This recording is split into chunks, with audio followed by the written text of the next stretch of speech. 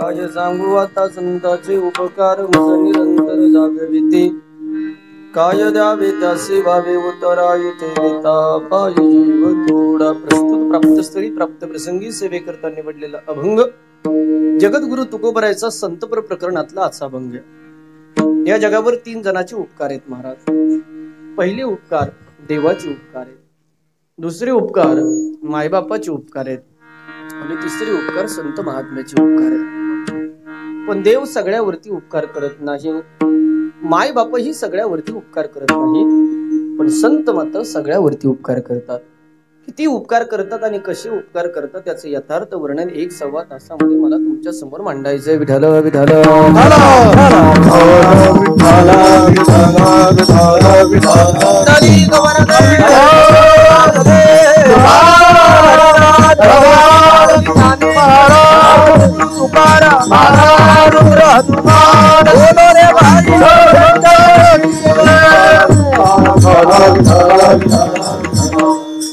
अभंगाची पार्श्वभूमी पाहण्याच्या अगोदर वारकरी संप्रदायाच्या दंडकाप्रमाणे थोडासा परिहार देणं अतिशय गरजेचं आणि अगत्याचं आहे।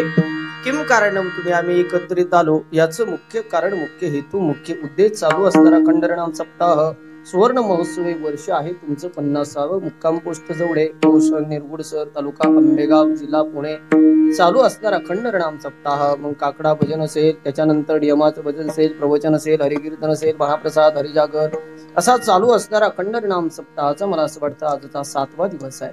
सगळ्या कमिटीच्या वतीने बाबासाहेब भाऊंनी मला सगळ्यात अगोदर फोन केला होता, उगले महाराज तुमचा कोणता दिवस घालायचा? म्हणलं 10वा सोडून कोणता घालावा।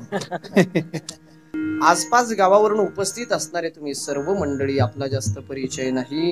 याच्या अगोदर आमचे अनिल महाराजांनी, धर्म महाराजांनी माझे कीर्तन ऐकलेले आहेत।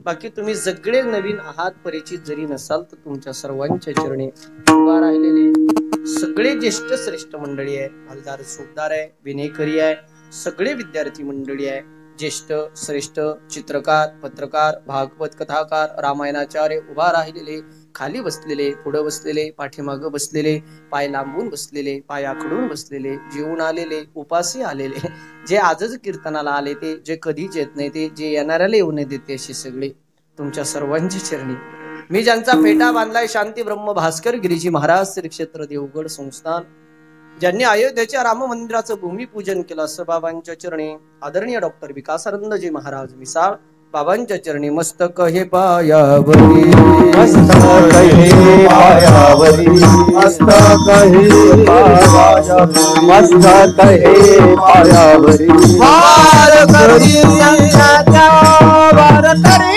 संतांचा, वारकरी संतांचा, वारकरी संतांचा, वारकरी संतांचा, वारकरी।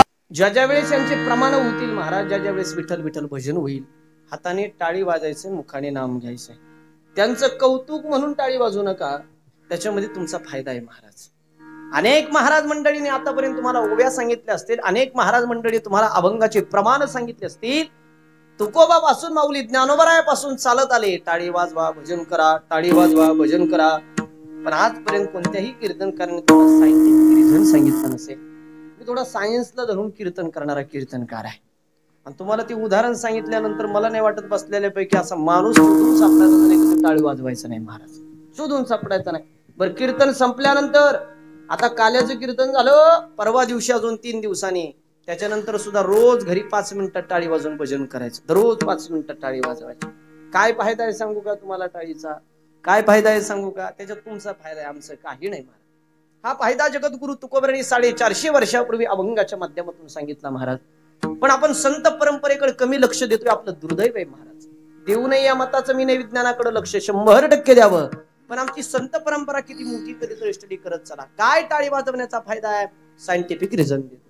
मागच्या महिन्यामधलं मी सकाळचं एक आळे फाटीचं कीर्तन केलं, प्रवास करत होतो हायवेने महाराज, नवीन गाडी घेतलेली होती, 2रा-3रा दिवस होता, नवीन गाडीला मोठा हार लावलेला होता। आवाज मला मुद्दा क्लिअर करायचा आहे, नवीन गाडीला नवीन हार होता, टाळीचं महत्व सांगतो तुम्हाला, रुचल पचल ह्या भाषेत उदाहरण देतोय।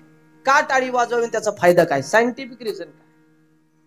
नवीन गाडी प्रवासादरम्यान निघालो महाराज, तुमच्या हायवेला एक टोल नाका आहे महाराज, त्या टोल नाक्याच्या पाठीमाग 500 मीटर अंतरावरती माझी 4 व्हीलर होती आणि काही तृतीयपंथी लोक त्या टोल नाक्यावरती उभा होते.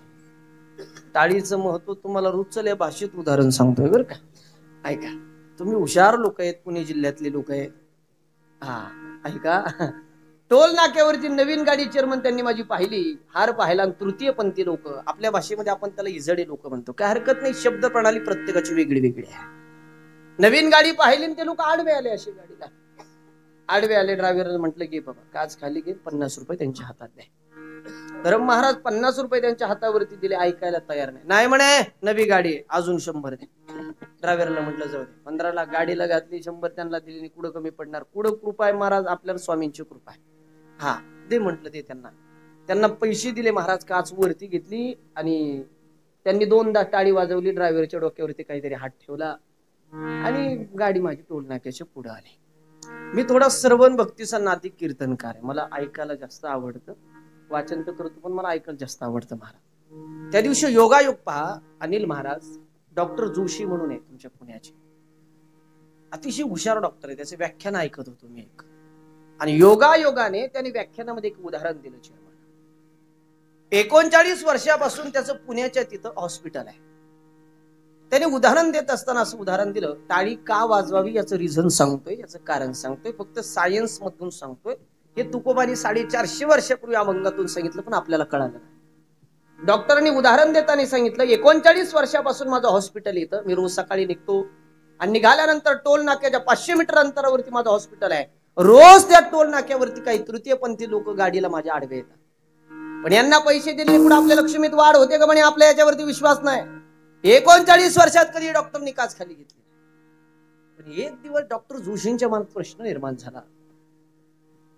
त्या टोल नाक्याच्या पुढे गाडी निघाली, डॉक्टरांच्या मनात प्रश्न निर्माण झाला, 39 वर्षापासून आपलं इथून अर्धा किलोमीटर अंतरावरती हॉस्पिटल आहे, अनेक प्रकारचे पेशंट माझ्या हॉस्पिटलला आले.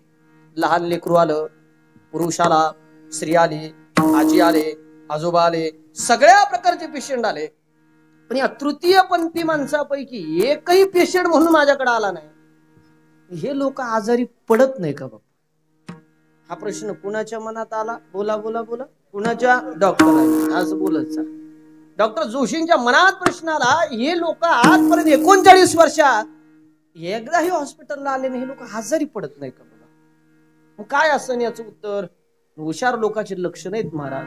हुशार लोक प्रश्नाचं उत्तर सापडेपर्यंत चैन बसत नाही, हे हुशार माणसाचे लक्षण आहे. त्याच्यापैकी सुप्रसिद्ध साधू पैठणचे नाथ महाराज, एका पैचा शोध लागाना म्हणून रात्र डोक्यावरती घेतली, पहाट शोध लावला, टाळी वाजवली, हे हुशार माणसाचे लक्षण आहे.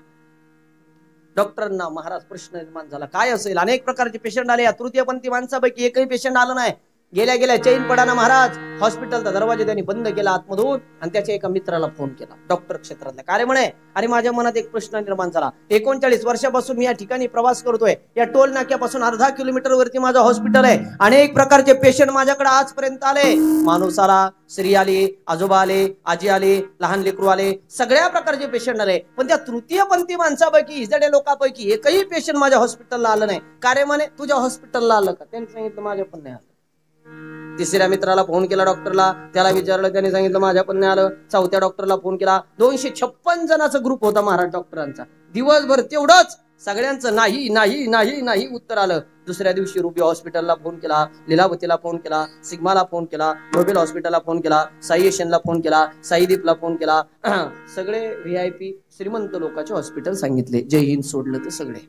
ऐका, हे मोठमोठ्या लोकांचे हॉस्पिटल आहे, मंगेशकर झालं, सगळ्याला फोन केले, तुमच्या हॉस्पिटलला अमक्या अमक्या प्रकारचं पेशंट आलं का? नाही नाही नाही नाही उत्तर आलं. शेवटी 39 वर्षात कधीही टोल नाक्यावरती न थांबलेला डॉक्टर उत्तर सापडेना म्हणून तिसऱ्या दिवशी टोल नाक्यावरती त्यांनी गाडी थांबवली.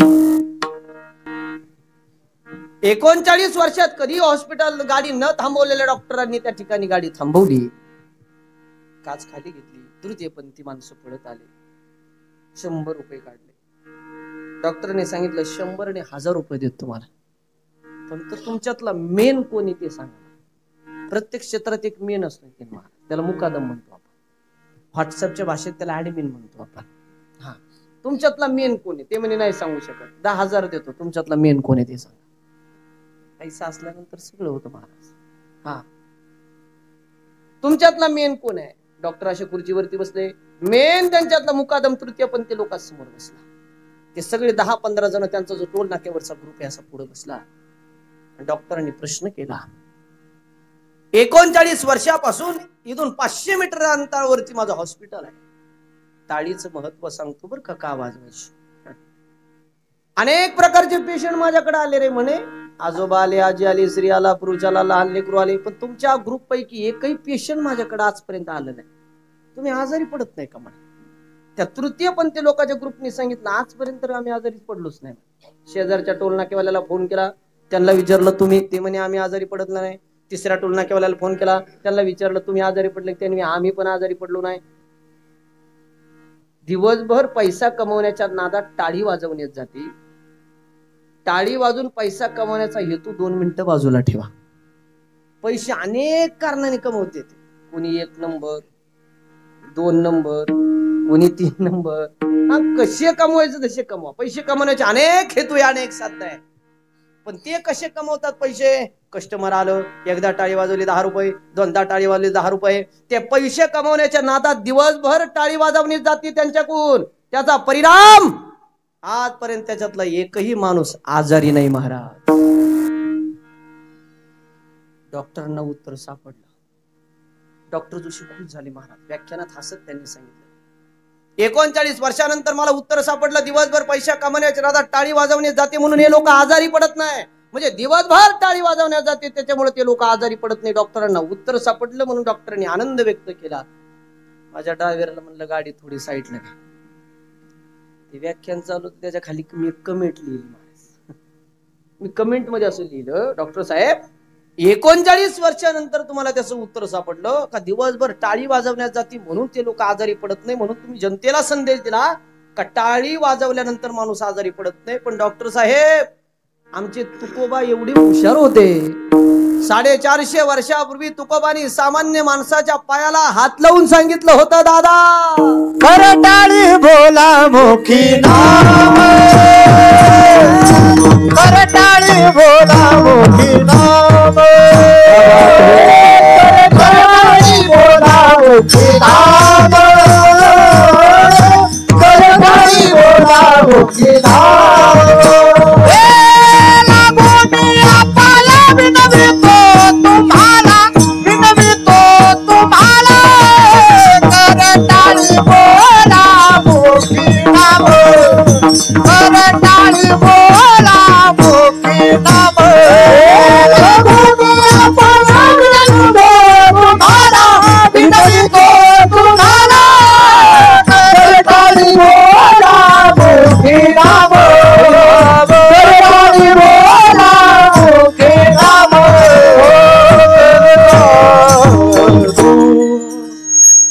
चारशे वर्षापूर्वी तुकोबानी अभंग लिहिला. सामान्य माणसाच्या पायाला हात लावून सांगितलं, दादा एक करा, काय लागून या पाया विनवितो तुम्हाला. काय करू तुकोबा, करी टाळी बोला मुखी नाम. काय म्हणू, विठ्ठल विठ्ठल मना वेळो वेळा. किती वर्षापूर्वी? 450 वर्षापूर्वी. किती संत हुशार असतील. एक वाक्य बोलू का? जिथं विज्ञानाचा शेवट आहे महाराज, तिथं आमच्या अध्यात्माची सुरुवात आहे. 450 वर्षापूर्वी तुकोबानी सांगावा, अरे टाळी वाजवा, त्याचा फायदा तुम्हाला आहे. त्याचा फायदा काय फायदा आहे? सायंटिफिक रिझन देतो. एकावरती एक हात आदळण्यात गेले महाराज. असे काही पॉइंट येतात. आता इथं कोणी डॉक्टर बसलेला असलं त्याला विचारा, माझा स्वतःचा स्टडी आहे म्हणून मी बोलतोय. असे काही पॉइंट आहे महाराज. एकावरती एक आदळण्यात गेले, दबले गेले. माणसाचं रक्ताभिसरण फास्ट होतं. बाबासाहेब रक्ताभिसरण फास्ट झालं का माणसाला अटॅक येत नाही. भावर कसंत मंडळ किती रक्ताभिसरण फास्ट झालं का माणसाला अटॅक येत नाही. आता तुम्ही घरी आहे, तुम्ही घरी एकटेच आहे, तुमच्या घरात कोण नाही आणि तुम्हाला त्रास व्हायला लागला. हॉस्पिटल तुमच्यापासून लांब अंतरावरती, 1 तास हॉस्पिटलला जाण्यासाठी लागतोय. घरात पण कोण नाही. मग अशा टायमाला जर तुम्हाला त्रास व्हायला लागला, हृदयाची व्हेनचे शिर, तुम्हाला असं वाटतंय रक्त पुरवठा कमी होतोय, मेंदूला रक्त पुरवठा कमी होतोय, किंवा श्वासोच्छवासाचा प्रॉब्लेम व्हायला लागला, माणसाला अटॅक यायला लागला की माणसाला कळतं महाराज, अगोदर कळतंय. मग तुम्हाला जर तसा त्रास व्हायला लागला, इथं जर हृदयाची शिर जर दुखायला लागली किंवा बंद होत चालली, तुम्हाला असं वाटतंय आता ऑक्सिजन कमी होतोय, आपला रक्त पुरवठा कमी होतो महाराज, त्या टायमाला एक करायचं, या हृदयाच्या वेणीचा जो पॉइंट आहे तो उजव्या करंगुळीत आहे माणसाच्या, उजव्या हाताच्या करंगुळीत. तुम्हाला जर तसा त्रास व्हायला लागला, तुमच्या घरात कोण नसेल, हॉस्पिटल तुमच्यापासून लांब असेल, एक करायचं महाराज, उजवी करंगुळी एवढी चावायची का ती तुटली तरी जमन, तुम्ही 1 तास तरी मरू शकत नाही. याचा पॉइंट इथे, ज्याला मूळ व्याधाचा त्रास आहे त्या मूळ व्याधाचा पॉइंट माणसाच्या टाचेमध्ये महाराज. एवढ्या कमी पगारात एवढे पॉइंट सांगून होणार नाही. चला बाप्पा, पहिल्यांदा तुमच्या गावात आलोय, माहिती पाहिजे महाराज. जुने लोक पहा ना तुम्ही, आता तुमच्या काळामध्ये एखाद्याला फिट आलं महाराज, का हॉस्पिटल जवळ होते का, अरे कांदा फोडायचं म्हातारा, नाकाला वाढायचं, लगेच कळायचं. हे जुने लोकांची स्ट्रिक होती महाराज.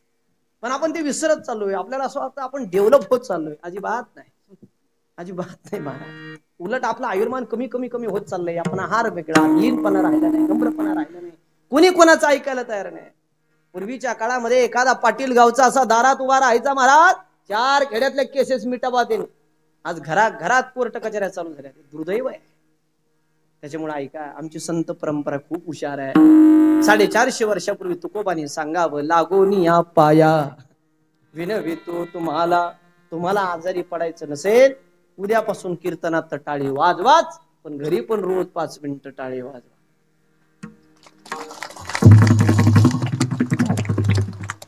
परिणाम चमत्कार झाल्याशिवाय नमस्कार घालत नाही लोक. त्याच्यामुळे मी सायंटिफिक, माझ्याकडे सगळे कारण आहेत मला. आपण कधीतरी अभ्यास करत चला, त्याच्यामुळे 5 मिनिटं रोज टाळी वाजून भजन करत चला. आपण अभंग घेतलाय संत पर, एवढे संत हुशार आहेत महाराज, एवढे संत हुशार. सोपा प्रश्न करेल मी तुम्हाला, या जगात देव श्रेष्ठ का संत श्रेष्ठ? पहिलं चरण सोडून पुढे जात नाही.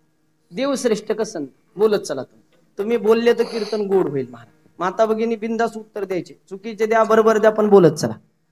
बोलणारे लोक आपल्याला आवडतात महाराज. थोडासा विको तयार होतो का दादा? विको पूर्णपणे 0 करणं. माता भगिनी बोलत चला. तुमच्या लेकरासारखं ऐक नाही मी, लेकरासारखं हात म्हणून मी कुठं वाटा मागणार आहे का तुम्हाला? फ्रेश बसा माझ्या कीर्तनात, टेन्शन आलेवाने बसू नका. 2 वर्ष झाले टेन्शन, किती लोक मेले सांगायची गरज नाही तुम्हाला. 2019-20 साली सगळे टेन्शन इंजेक्शन केले. कोरोनाच्या काळात अजूनच तुम्ही टीव्ही समोर बसा, 100 बातम्यापैकी एखादी बातमी तरी राहते, गर्दी करू नका कोरोना होईल. बरोबर आहे, गर्दी करू नका कोरोना होईल. आणि परवा दिवशी मी बीड भागात गेलो होतो कीर्तनाला, तिकडे पाट्या लावलेल्या, एकटं हिंडू नका बिबट्या खाईल. काय करायचं का लोक, बाहेर निघावतो बिबट्याची भीती आहे, घरात बसवतो कोरोनाची भीती आहे. एक वाक्य सांगू तुम्हाला किती दिवस इथं ठेवायचं आणि कधी नेऊन स्मशानात पेटवायचं, हे ज्याच्या हातात तो बाबा आतमध्ये बसलेला आहे. आपल्या हातात काय नाही महाराज. त्याच्या सत्तेशिवाय अजून वृक्षाचं पान आलंच नाही, तर त्याच्या पुढचं वाक्य आहे का, त्या देवाच्या सत्तेशिवाय डोळ्याची पापणी सुद्धा खालीवर होत नाही. 24 तासात डोळ्याची पापणी किती वेळेस खालीवर होते बरं पुरुष मंडळी? 24 तासात डोळ्याची पापणी किती वेळेस खालीवर होते पुरुष मंडळी? पुरुष मंडळी 24 तासात डोळ्याची पापणी किती वेळेस खालीवर होते? यांनी ब्युटी पार्लर मध्ये जाऊन पापण्या कमी केल्या, तुम्ही नाही केल्या ना? तुम्ही बोला ना. 24 तासात डोळ्याची पापणी 17,000 वेळेस खालीवर होती शिंदे सरपंच. याला शास्त्रामध्ये निरोगी माणूस म्हणतात. 24 तास द्या स्वतःला आणि एकदा मोजून पहा, नाही झाली 17,000 वेळेस समजून घ्या तुम्ही निरोगी नाही म्हणून. किती हाड आहे माणसाच्या शरीरात. आता तुम्ही मुद्द्यावर आले, तुम्ही मा कीर्तन ऐकलं पण थोडा पॉईंट हुकला, ऐका. युट्यूबला हा पॉईंट मी सांगितलेला आहे, पण त्यांना पुढचं वाक्य सांगितलं. किती हाड आहे माणसाच्या शरीरात? लेकरू जन्माला आला का 270, तुम्हाला आम्हाला सामान्य माणसाला 206, हे सांगायचं होतं तुम्हाला. ऐका, आपलं वय कमी पण अनुभव जास्त आहे महाराज आपल्याला. किती रक्त आहे बरं माणसाच्या शरीरात? रक्त किती अंदाजे? 2-3 लिटर. बायकोन पिऊन उरलेलं नाही विचारित मी तुम्हाला. 5 ते 6 लिटर रक्त आहे, सायन्स सांगते. 5 ते 6 लिटर रक्त आहे माणसाच्या शरीरात. परवा दिवशी मी ते 6-7 दिवस झाले असेल कर्जतला माऊली पठाडेकर कीर्तन केलं. आणि मी जिथं राहतो जास्त करून नगर किंवा पारनेरला, मी जिथं वास्तव्याला आहे माझ्या फ्लॅटच्या तिथं गाडी अशी पार्क करत होतो महाराज. हरी नावाचा मित्र राहतो माझा त्या पेठेमध्ये. तो पायाने असा लंगडत येत होता. मी म्हणलं, हरी अरे काय केलं बाप्पा पायाला, का लंगडतो? तुम्हाला म्हणे, उगले महाराज परवा दिवशी कुत्र चावलं म्हणे, मला 8-9 लिटर रक्त गेलं म्हणे.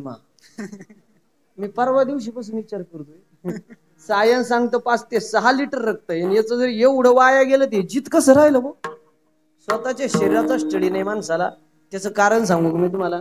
त्या देवाने आपल्याला सगळं फुकट दिलं म्हणून त्याची किंमत कळत नाही. काय काय दिलं अनिल महाराज देवाने काकड्यामध्ये प्रमाण आहे. काय काय दिलं देवाने? दिले इंद्रिय हात पाय कान, डोळा मुख बोलाया वचन, देणे तू जोडसी नारायण. नाच जीवपण भवरोगा, नाच जीवपण भवरोगा.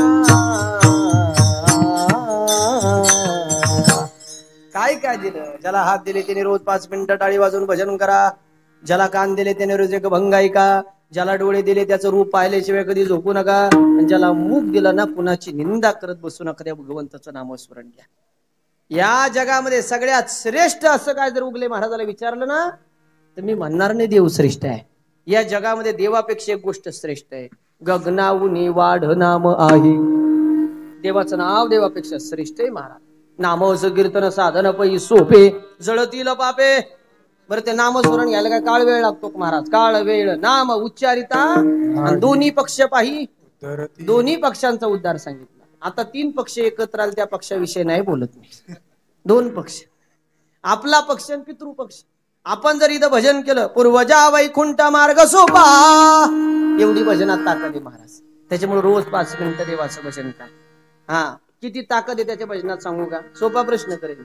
श्रीगोंद्याला मी आता रामकथा केली महाराज, 3-4 महिने झाले. आणि माझं परमभाग्य विदर्भ रत्न संजयजी महाराज पाचपर बाबा एक दिवस आले होते. त्या दिवशी मी सहज पुरुषांना स्त्रियांना प्रश्न केला, रामकथेमध्ये रामाच्या हाताने दगड तरले का नावाने दगड तरले? बोला बोला बोला.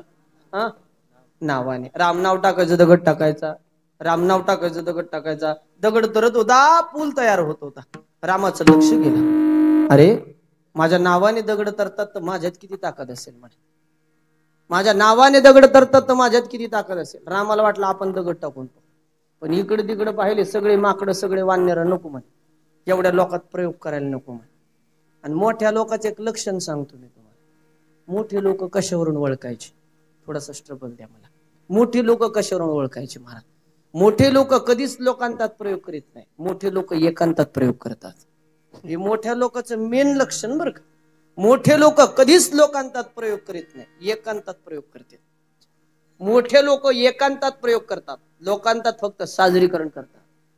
आणि एकांतातच प्रयोग करायचा असतो. एखादी चाल म्हणायची ना अगोदर एकांतात प्रॅक्टिस करायची आणि मग लोकांतात साजरीकरण करायचं. काही काही गडी माझ्या शेजारी येऊन मग चुकल्यावर कानात म्हणते, फुगले महाराज पहिलाच टाइम होता, काय आलं बॉम्बाला घरी प्रॅक्टिस करणं. मला एखादा मुद्दा मांडायचा महाराज, मी आरशासमोर मांडतो मग लोकात साजरीकरण करतो. प्रयोग एकांतातच करायचा असतो. प्रभू रामचंद्राला दुपारी वाटलं होतं दगड टाकून बाबा, नाही टाकला. सगळ्याला झोपू दिलं. रात्री 12 वाजता राम उठले, समुद्राच्या कडाला गेले. ऐका, साऊंड एवढा दगड घेतला, जसा टाकला तसा बुडा. तुम्ही दोघं थोडा हळूच टाका, इकडे पाण्याचा भाग जास्त आहे म्हणून जोरात. ऐका, जसा टाकला तसं बुडाला महाराज. रामाला वाटलं जास्त जड असेल म्हणून बुडाला असत. दुसरा पाहून घेतला, दुसरा टाकला, दुसरा बुडाला. तिसरा टाकला, तिसरा बुडाला. 5 दगड बुडाले, 5. रामाला दगड बुडाल्याच नाही वाईट वाटलं. आपली फजिती कुणी पाहिले का म्हणून प्रभू रामचंद्र पाठीमागं वळाले. सगळी दुनिया फजितीवर चालू. पोरं जर अशी मोटरसायकलीने चालले रस्त्याने, कधी सायलेंट चालत नाही. थोडी झिमझिम झालेली असू द्या, रस्ता ओला असू द्या. पोरग जर असं मोटरसायकलीन जर निघालं, जर गाडी जर स्लिप झाली, पोरग जर रपकन पडलं, ते किती लागलं ते नाही पाहत. काय पाहतो अंगास? हा हा, आपल्याला कोणी पाहिलं ते पाहत, मग किती गुडघे फुटली ते पाहत. तसंच झालं रामाचा. रामाला दगड बुडायलाच नाही वाईट वाटलं. आपली फजिती कोणी पाहिली का म्हणून प्रभू रामचंद्र पाठीमागं वळाले. वळाले तर हनुमानजी उभाच होते. हनुमान तरी विचारलं, तुम्ही कधी? ते म्हणे पहिल्या दगडाच्या आधी. लय गोड कथा आहे महाराज. हनुमानजी मला आवडणारी देवता आहे महाराज. 133 वेळेस जर रामाला संकटातून जर बाहेर कोणी काढलं असेल तर मारुत राहील. रामायणाचा गाभा म्हणजे मारुती. या रामायणातून मारुत राहायला बाजूला करा, रामायण शिल्लक राहत नाही. हनुमानजीला विचारलं प्रभू रामचंद्राने, मारुती हे मारुती, काल तुम्ही नाव टाकून दगड टाकत होते रे, दगड तरत होते. आज मी स्वतः राम आहे, माझ्या हाताने दगड का तरत नाही? हनुमानजीने 2 कारण सांगितले. कारणाला एक गोड आहे, जवळ कंपनी ध्यानपूर्ण एकाकडे. हनुमानजीने पहिलं कारण सांगितलं, देवा देवा काल आम्ही तुमचं नाव टाकून दगड टाकत होतो, दगड तरत होते देवा. काल आम्ही तुमचं नाव टाकून दगड टाकत होतो, दगड तरत होते देवा. आज तुम्ही तुमच्या स्वतःच्या हाताने दगड टाकताय, दगड तरत नाही. याचा सरळ सरळ अर्थ तुमच्यापेक्षा तुमच्या नावात जास्त ताकद आहे. गोड प्रमाण दिलं. हनुमानजीने सांगावं देवा सिद्ध झालं. तुमच्यापेक्षा तुमच्या नावात जास्त ताकद आहे. तुझ्या नामाचा महिमा तुझं देवा तुमच्यापेक्षा तुमच्या नावात जास्त ताकद आहे. नावातच जास्त ताकद पाहिजे बरं का. मी जिथं राहतो ना पारनेरला, मी ज्यांचा फेटा बांधलाय शांती ब्रह्म भास्कर गिरीजी बाबा. तुम्ही कधी देवगडला आले तर या. पृथ्वीवरचा स्वर्ग पाहायचा असेल तर आमच्या देवगडला या महाराज. हा बाबा मध्ये निघोज नगरीला आले होते मळगंगा देवीच्या तिथं.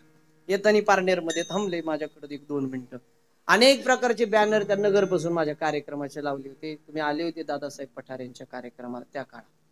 बाबांनी अनेक प्रकारचे बॅनर पाहिले. वर्षश्राद्धाचं कीर्तन आहे, दशक्रियाचं प्रवचन आहे, सप्ताहाचं कीर्तन आहे. मला आल्यावर म्हटले उगले महाराज तुमचं नेवासा तालुक्यात गाव आहे, इकडे वास्तव्याला आलं पण इकडे चांगले कार्यक्रमाचं प्रस्ताव आहे. बाबांना म्हटले तुमची कृपा आहे. धर्म महाराज बाबांचं एक वाक्य होतं, मला मोठ्या साधूचं वाक्य ध्यान करून ऐका. बाबांनी मला सांगितलं उगले महाराज माणसाचं काम असं असावं का माणसाचं नाव झालं पाहिजे. वाक्य ऐका. माणसाचं काम असं असावं का माणसाचं नाव झालं पाहिजे. नाही तर माणसाचं नाव एवढं मोठं असावं का नावावर काम झालं पाहिजे. पहा तुम्हाला काय करायचं. पुन्हा पुन्हा आयुष्य नाही काम गोड असावं माणसाचं. माझी गाडी निरगुडसर मध्ये जरी बंद झाली तर लोकांनी मला सांगावं जवळे नावाचं गाव आहे, अमका अमका पिटर 1 नंबर हुशार. एकदा गाडी दाखवून पहा पुन्हा टेन्शन राहणार. काम गोड असलं लोक नाव घेतात. नाही तर नाव एवढं मोठं करायचं गेल्या गेल्या आपल्या नावावर उधार दिलं पाहिजे. पहा तुम्हाला काय करायचं. पुन्हा पुन्हा आयुष्य नाही नावाचा ब्रँड करता आला पाहिजे. साधं बिस्लरीचं पाणी होतं हे साधं. विराट कोहलीने दिसतं त्या बाटलीला हात लावला महाराज 800 रुपये लिटर पाणी झालते. होय नावाचा ब्रँड. हे जॅकेट जे मी काढून ठेवलं ना, हे जॅकेट मोदीने एकदाच घातलं होतं. एकदाच. कोणत्या दुकानाचा महाराष्ट्रातल्या त्याला मोदी जॅकेट नाव पडलं.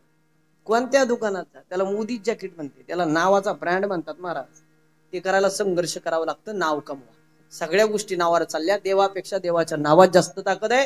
पहिला मुद्दा माझा संपला. दुसरं कारण लय गोड सांगितलं. माता भगिनी माझ्या हाताकडे लक्ष द्या. हनुमानजीने सांगितलं तुमच्या हाताने दगड का बुडतात देवा. देवा ऐका ना, तुमच्या हाताने दगड का बुडतात देवा. तुम्ही ज्याला धरलं ना देवा, ऐका माझ्या हाताकडे लक्ष द्या. हनुमानजी सांगतात प्रभू रामचंद्राला, देवा तुम्ही ज्याला धरलं ना देवा ते तरले देवा. तुम्ही ज्याला धरलं देवा ते तरले देवा. तुम्ही ज्याला सोडलं देवा ते बुडाले देवा. राम नाम आधार जिन्हें वो जल मेरा बना दे. राम नाम आधार जिन्हें वो जल मेरा बना दे. जिन पर कृपा राम करे वो पत्थर भीतर जाते. जिन पर कृपा राम करे वो पत्थर भीतर जाते. प्रमाण दिलं. राम ज्याच्यावरती कृपा करतो ते दगड सुद्धा तरतात. त्याची आपल्यावर कृपा झाली तर आपण माणसं आहेत महाराज. ऐका मी वाक्य सांगितलं होतं हनुमानजीने सांगावं देवा तुम्ही ज्याला धरलं ना ते तरले देवा. तुम्ही ज्याला सोडलं ना ते बुडाले देवा. माझा सोपा प्रश्न तुम्हाला. देवाने आपल्याला धरावं का सोडा. बोला ना बोला. हा देवाने तुम्हाला धरलं म्हणून तुम्ही कीर्तन ऐकताय. देवाने मला धरलं म्हणून मी कीर्तन सांगतोय. ज्या दिवशी देव तुम्हाला सोडेल ना त्या दिवशी 4 जण तुम्हाला उचलायला लागतील. तितकंच कराय. मग देवाने तुम्हाला धरावं असं वाटत असेल तर रोज 5 मिनिटं त्याचं भजन करायला तुमचं जातं काय रे. मी म्हणत नाही तुम्ही 24 तास मंदिरात जा, यामध्येच मी अजिबात नाही. तुम्ही झाडून घेताना देवाचं नाव घ्या, सडा समर्जन करताना देवाचं नाव घ्या, लेकराचा मेकअप करताना देवाचं नाव घ्या. नाही वेळ भेटला ना माता भगिनी संध्याकाळी झोपायच्या अगोदर गोधडीवरती बसा, डोळे झाका, श्रीमन नारायण नारायण नारायण नारायण नारायण नारायण.